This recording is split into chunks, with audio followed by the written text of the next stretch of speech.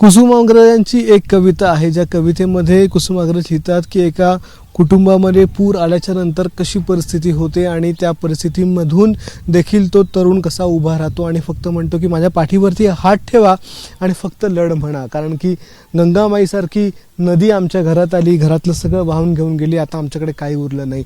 हीच परिस्थिती आज सध्या मराठवाड्यातल्या बहुतांश घरामध्ये आहे. मी सध्या साडेसांगवीमध्ये आहे, भूम तालुक्यामध्ये, धाराशिवमध्ये, आणि माझ्या पायाखाली असलेलं हे सगळं धान्य हे वाहून आलेलं धान्य आहे. शेतकऱ्याने कष्टाने पिकवलेलं धान्य आहे, जे त्यांनी वाचवून ठेवलं होतं, आता दिवाळीच्या हंगामामध्ये विकण्यासाठी ठेवलं होतं, ते सगळं कुजलेलं आहे. इथे घरामध्ये छपरापर्यंत पाणी होतं आणि त्या छपरापर्यंत पाणी आल्यामुळे या लोकांनी स्वतःचा जीव वाचवणं हे महत्त्वाचं त्यांना वाटलं आणि ते इथून पुढे निघून गेले. आणि इथे आता पुस्तकं पडली आहेत, इथे कोणाचे आय कार्ड पडले आहेत, कोणाचं काय पडलं. आता या घरातली परिस्थिती बघवणार नाही आहे, इतकी वाईट परिस्थिती या घरामध्ये. आपण या घरात जाऊया. या घरातली परिस्थिती खरं तर इथे 3 ते 4 दिवस झालेले आहेत, त्यामुळे वास येतोय प्रचंड, कारण की धान्य कुजायला लागलेलं आहे. घरातल्या वस्तू ज्या नाशवंत होत्या त्या कुजायला लागलेल्या आहेत. सगळं घर इथे वाहून गेल्याच्या नंतर ज्या गाळामध्ये अडकलेलं आहे, हा गाळ आता या शेतकऱ्यांना अनेक वर्षांपर्यंत गाडून ठेवणारा आहे, कारण की या गाळामध्ये त्यांचा संसार रुतला आहे. तो रुतलेला संसार बाहेर काढणं त्यांना या जन्मात तरी शक्य होणार नाही आहे. इतका मोठा भीषण पूर हा होता आणि त्या पुरामध्ये त्यांचं सगळं संसार वाहून गेला आहे.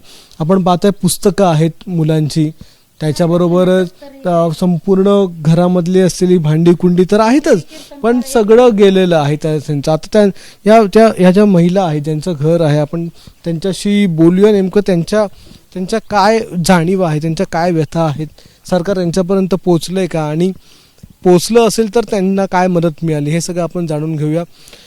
तुमचं नाव काय आणि कुठे तुमचं नाव काय आणि इथपर्यंत कालपर्यंत अजूनपर्यंत मदत पोचली आहे का? माझं नाव रुपाली सतीश आलदर. आमच्यापर्यंत मदत तर अजून काही पोचली नाही, पण आम्हाला निदान 4 दिवस आम्ही उपाशी होतो तरी आम्हाला कोणी अन्नसुद्धा दिलं नाही आणि आमच्या घरात काही सुद्धा राहिलं नाही. राशन कार्ड, आधार कार्ड, बँक पासबुक आणि आमची कुठलीच कागदपत्र राहिली नाही ती, आणि मुलांचं शाळेचं दप्तर सुद्धा राहिलं नाही. हो का, घरातलं अन्न आमच्या असं झालंय, कोंब आल्या त्याला सगळं वाहून गेलंय. आम्ही रडून 4 दिवस आमचा घसा बसलाय. तर काही आम्हाला शासनाने फक्त आमची मदत करावं, काहीतरी आम्हाला घरदार, आम्हाला खायप्यापुरते भांडी आणि खायप्यापुरतं तरी अन्न द्यावा. आम्ही स्वतःच्या कष्टालाच आऊक मागतो देवाला. आम्ही आमचं कष्ट करून कसं तरी उभा करू, पण तोपर्यंत तरी आम्हाला सरकारने मदत करावा थोडीफार काहीतरी. हे घर कसं बांधलं? हे घर आणखीन मोठं करायचं होतं का? काय स्वप्न काय बघितली होती? हे आता हे सगळं धान्य होतं, हे विकल्याच्या नंतर जे पैसे आले असते त्यातून काय करायचं होतं? धान्य विकून मुलं शिकतात. माझी मुलगी कीर्तनकार आहे, एक मुलगी कोल्हापूरला असते शिकायला, आणि आम्हाला जवळजवळ वर्षाला 1,20,000 रुपये तिन्ही मुलांची फी भरावं लागते. त्याच्यासाठी आम्ही असं बी रात्रंदिवस कष्ट करतो. आणि मुलांच्या शिक्षणासाठी माझ्या पतीचं शिक्षण झालंय BA आणि माझं शिक्षण झालंय 10वी. आम्हाला वाटलं की आमचं एवढं शिक्षण होऊन बी आम्ही शेतात काम करतो आणि आमच्या मुलांना ते वेळ येऊ नये म्हणून आम्ही रात्रंदिवस कष्ट करून मुलांना शिकवतो. आणि आमचं बघा देवाने कसं केलं, आमच्या अनाथ माती कालवली, आम्हाला खाय प्यायला सुद्धा काही ठेवलं नाही. आणि काय आता काय बोलून तरी काय फायदा आहे काय? आम्हाला फक्त सरकारने आमचे कागदपत्र आम्हाला हाय असे द्यावात आणि आम्हाला एवढीच मदत करावी. काय आम्हाला आमची कॅश हे सगळी वाहून गेली तरी पण आम्हाला काय त्यांच्याकडून जास्त अपेक्षा नाहीत, पण आम्हाला निदान खाया प्यापुरतं तरी आम्हाला त्यांनी मदत करावी एवढीच विनंती. पुराच्या वेळी पाणी प्रचंड आलं होतं, पण अजून घर साफ झालं नाहीये. पाणी आहे का? गावाला पाणी पण नाही. विहिरीत पाणी शिरल्यामुळे मोटर वाहून गेली, गावातल्या सामुदाय विहिरीतली. आमची पण विहीर आहे ती काय बुजून गेली सगळी, मोटर वाहून गेली, बोर्ड वाहून गेला. आणि लाईटीचा पण प्रॉब्लेम आहे, त्याच्यामुळे आम्हाला घर धुता आलं नाही, स्वच्छ करता आलं नाही. आणि त्याच्यामुळे आम्हाला काही कुठं जेवण हे तयार करायसाठी काही नव्हत्या पण वस्तू पण नाहीत. गॅस हे सगळं पाण्यात बुडल्यामुळं ते काय चालू होणार नाही. आता आम्हाला फक्त नव्याने परपंच सगळा उभा करायचा आहे, वाटी चमच्यापासनं एवढंच. काय किट वाटले होते, धान्य वाटलं होतं गावापर्यंत, इथे आले होते ना काही मंत्री, तुमच्यापर्यंत आलं का? किट आले होते, पण किट वाटप करायच्या टायमाला कुणी मोठ्या लोकांनी भांडणं तणणं केली. ज्याला गव्हन त्याने 4-4, 5-5 किट उचलून नेल्या आणि परत आमच्यातल्या कुणीतरी पुढाऱ्या लोकांनी आम्हाला 1-2 किट आणून दिल्या. पण ते करणार कुठं आम्ही? आमचं घर पण स्वच्छ नाही आणि गॅस चालू नाही आमचा, आम्हाला एक लाकूड राहिलं नाही, सगळं आमचं वाहून गेलं. त्याच्यामुळं काय आमची खाण्यापिण्याची अवस्था आम्हाला काही वेळेवर मिळत नाही, काही नाही. आपण पाहताय यामध्ये पण प्रॉब्लेम आहे.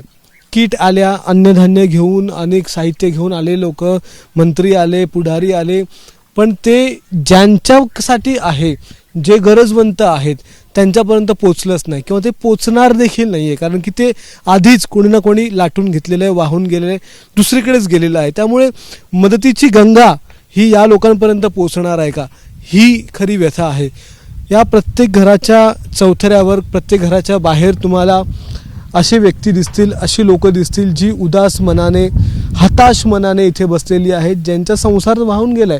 पण लेकरांना आजच्यासाठी अन्न काय द्यायचं हा त्यांच्या समोरचा प्रश्न आहे. मग अशा लोकांना मदत कधी मिळणार? सरकार आलं, मंत्री आले, मुख्यमंत्र्यांपासून सगळे येऊन गेले, पण त्या सगळ्यांना हीच विनंती आहे की इथपर्यंत पोचायला हवं, तळागाळापर्यंत पोचायला हवं. ज्यावेळी आपण या तळागाळापर्यंत पोचू त्याचवेळी या लोकांना, ज्या खऱ्या गरजवंत लोकांना न्याय मिळेल, खऱ्या गरजवंत लोकांना मदत मिळेल. अजूनही ती पोचली नाही आहे.